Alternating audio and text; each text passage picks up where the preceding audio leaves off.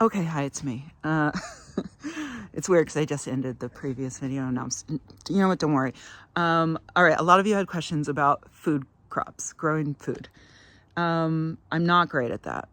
I'm now on my fourth year, I think, growing food. So, as I said in the previous video, at first I tried to grow it out here in the lawn because, you know, we have a lot of space. But our soil's clayey and requires too many amendments. So now, for the most part, I grow in beds, which I have gotten for free from neighbors, found for cheap on Facebook Marketplace and Craigslist, or got as Christmas presents, basically. So this was actually my first raised bed that a neighbor gave me. This is the toughest one for me to keep up, actually, because I haven't installed any kind of irrigation system. So this is like my kind of low stakes experimental thing. So I'm growing a bunch of garlic. Thing I learned. So garlic, it's best if you buy seed garlic. And then it takes forever. So pick a place where you're not going to be using that space for anything else. Because yeah, this has now been in since like last summer and it's still got a couple more months to go. And then got some spinach coming in here and got a bunch of little weeds that I have to pull up. Okay, this is honestly where you start. If you've never grown a vegetable before and you're looking for a way to start, go get some green onions from the grocery store. Stick them in a glass of water on your windowsill, wait for them to grow roots, and then put them in the ground. You don't even need to put them in the ground. They'll grow back a couple of times in the water. But if you give them the nutrients that are found in soil, they will last years. So yeah, it's very easy. And then like every time we want some greens, we just come out and snip them off. So then I got these wine barrels because I wanted to set up lights around the patio. And I was like, oh, okay, so somebody was selling wine barrels on Marketplace. And I was like, oh, I've got a great idea. I'm going to grow a California native grape vine up it, and then we'll have grapes all along. And that went okay, but like the grapevines they only made it to about here. Actually, you can see on this one over here. This is technically still alive, I think. This is how high it made it, and then it just sort of stopped. And then a vineyard owner explained to me that grapevines, their vine is the same length as their root. So yeah, that checks out. There's just not a lot of space there.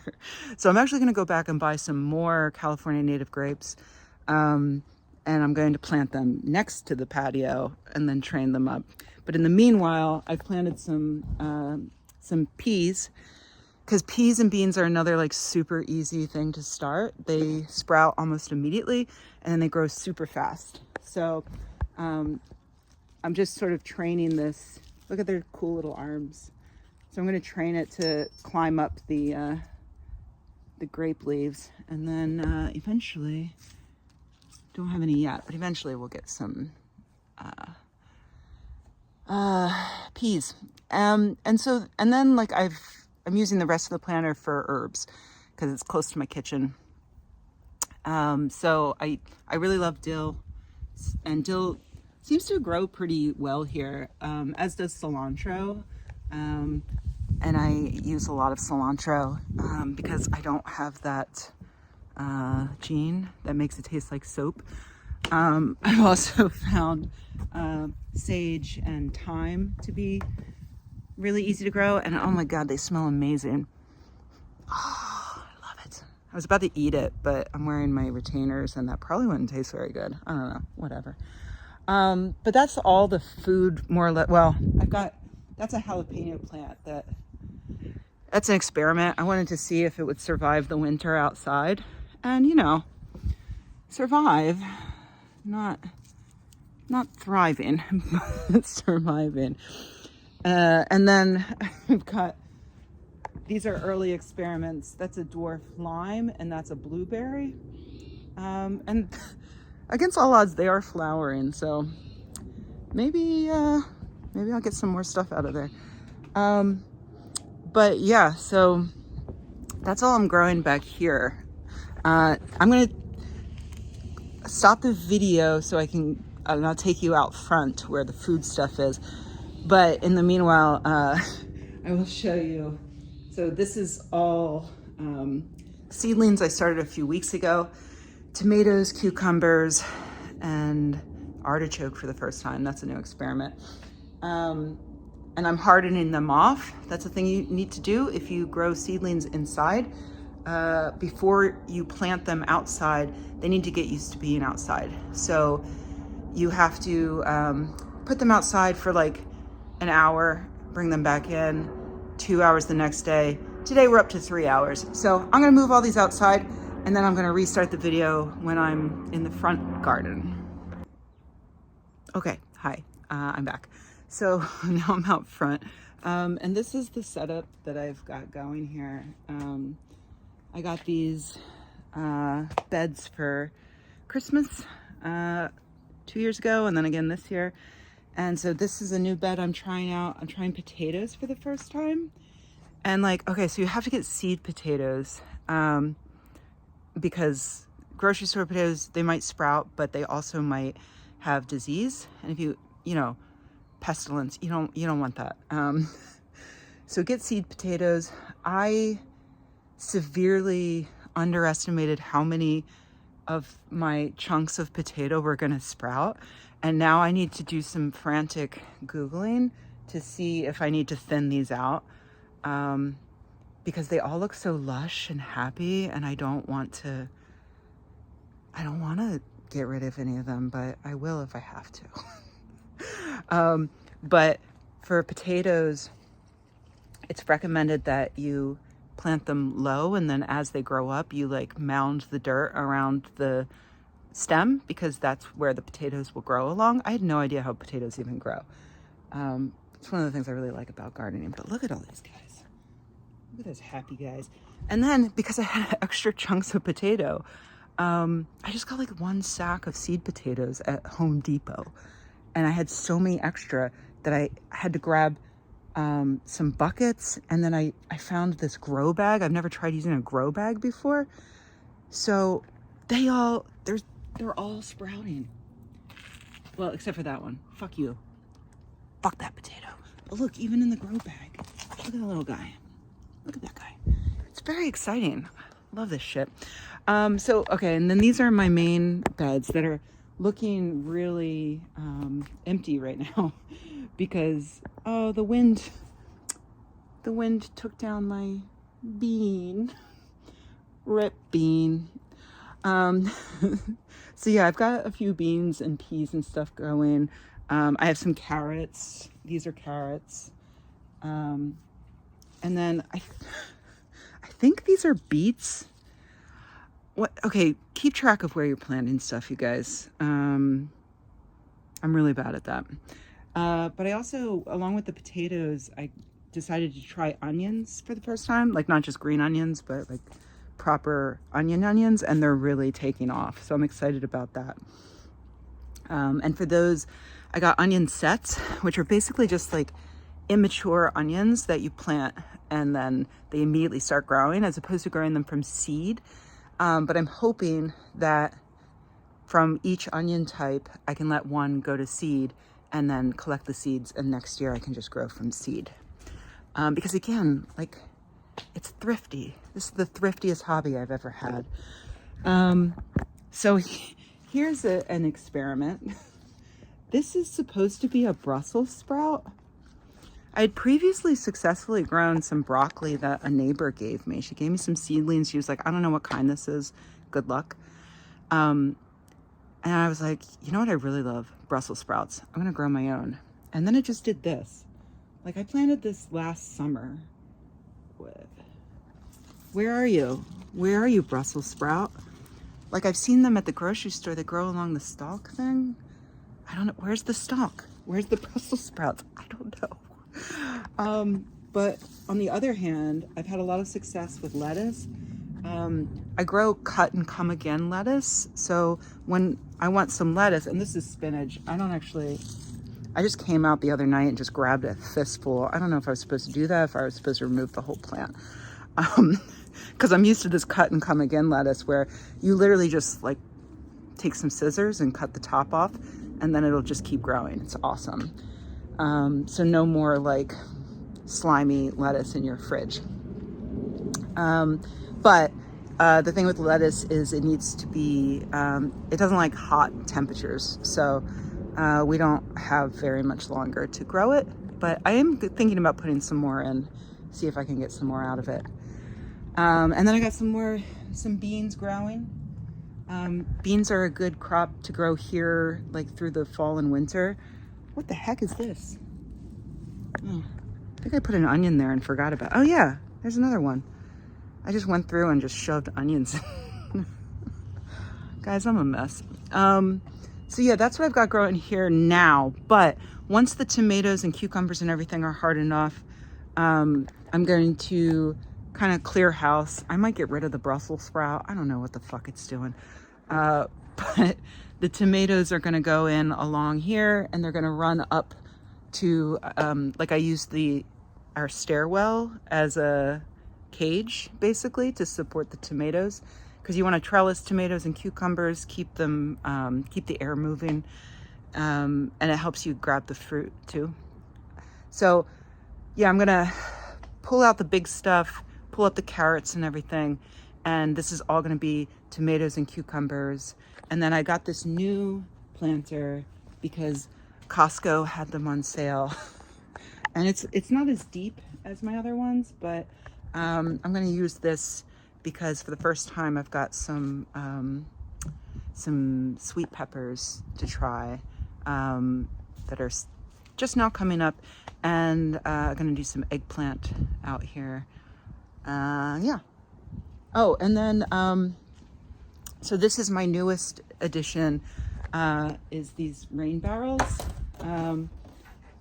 which I'm very excited about, but it ended up being a bigger job than I had hoped. I was hoping to get it in before this last rainstorm, but I wasn't able to.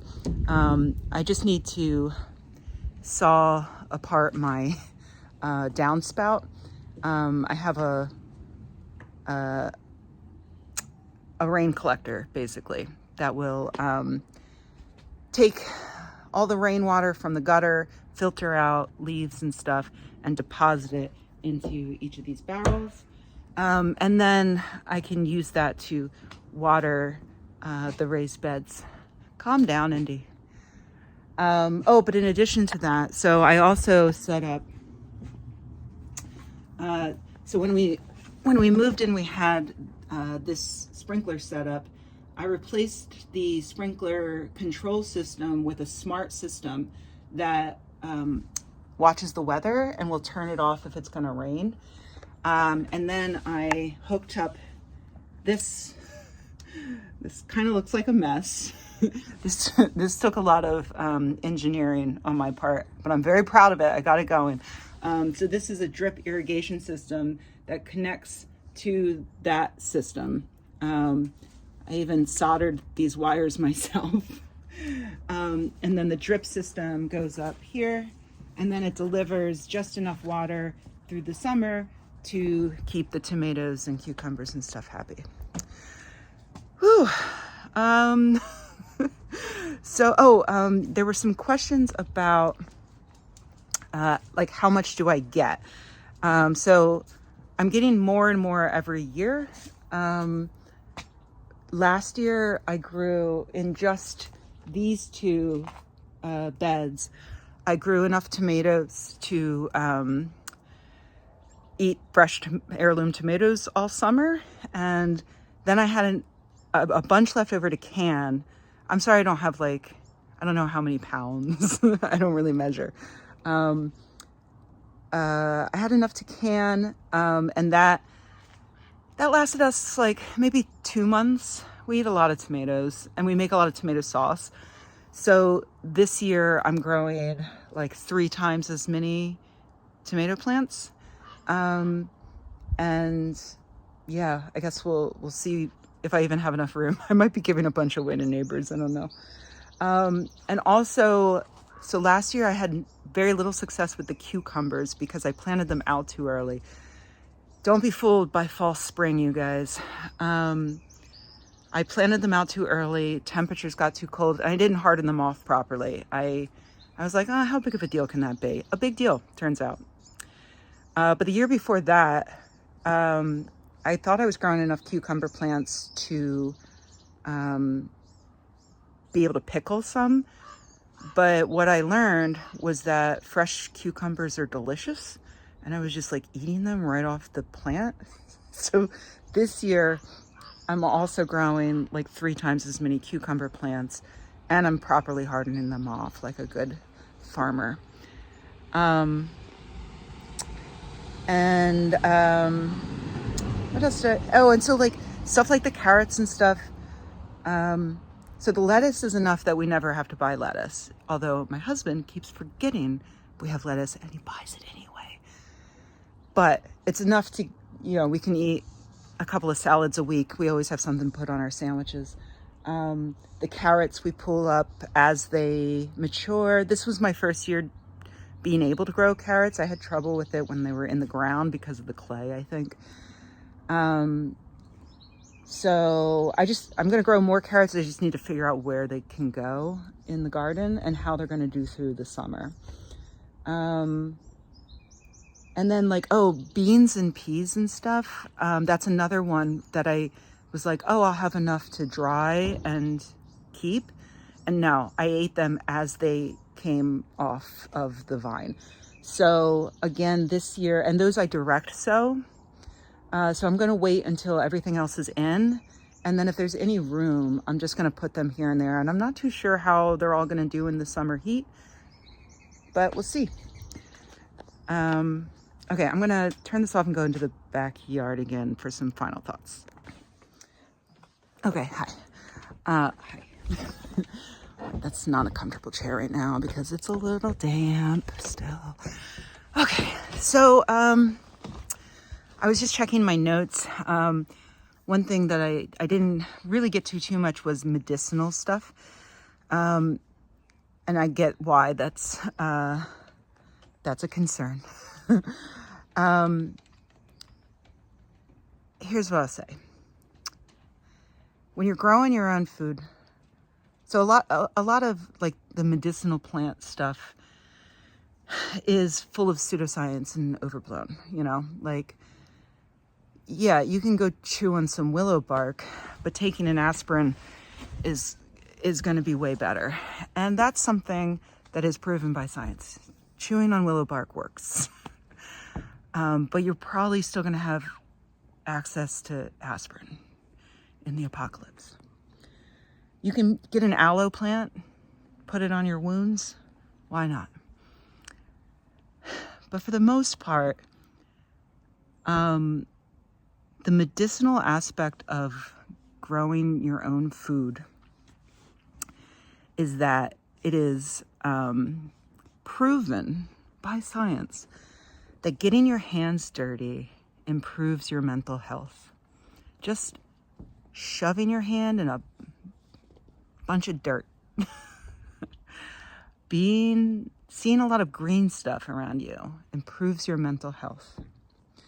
Eating whole foods, not to get too hippie, eating a fresh tomato improves your mental health. That one, I don't know that there's any scientific literature on it, but just making sure he's not rolling in something. What are you doing back there, weirdo? Being in greenery improves Indy's mental health too. The benefits of growing stuff, whether it's food, whether it's a pollinator garden, it's preventative because it will make you less likely to be ill, to be depressed, to be anxious about everything else that's going on around you. sometimes, you know, I'm in the middle of my work day. I'm super overwhelmed by everything, you know.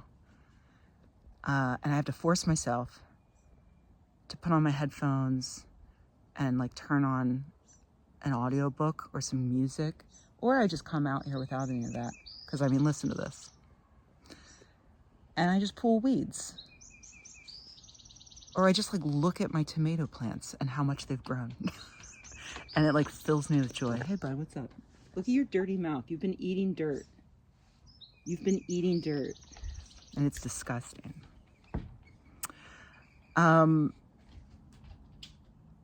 So yeah, like there, you know, there are also like material benefits. Like tomatoes are fucking expensive. Even before all this tariff stuff. That's why like I started with tomatoes. I grew up in Jersey where they grow amazing tomatoes. So I love a good heirloom fresh tomato. They're like, it's like $8 for a tomato. And now I have all the tomatoes I can handle. And the other thing is like, you won't grow enough to feed yourself, you know, using only what you grow. Generally, because like you pick one thing, you know, and you end up growing a bunch of it. Like zucchinis, apparently, like they grow and grow and grow, and you just have a shit ton of zucchinis. But then like you trade it with your neighbors, you know, like so every year I give my neighbors tomato plants if they want one, and one of my neighbors gives me plums. Well, I come and help pick them off of her tree. And then I turn it into plum jam, and then I give it back to the neighbors.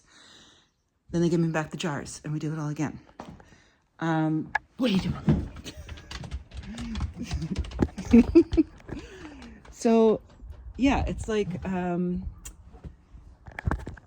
you know, am I gonna eat everything that comes off of all of these? No. But I can share it with my neighbors and they can share what they're growing.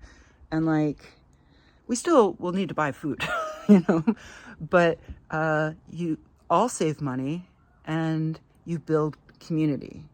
You get to know each other, you know, it's awesome. So that's the medicinal part of growing for me. Okay, I'm going to wrap it up there. It's probably going to be really long and boring. Sorry. If you guys have extra questions, any specific questions about growing specific types of things, like I said, you know, I still suck at this.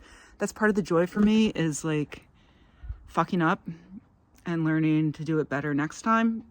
And like learning to not beat myself up because I did it wrong. Because it's like, oh, I've just learned to do it right. Don't you eat that. That's a jalapeno. That will hurt you.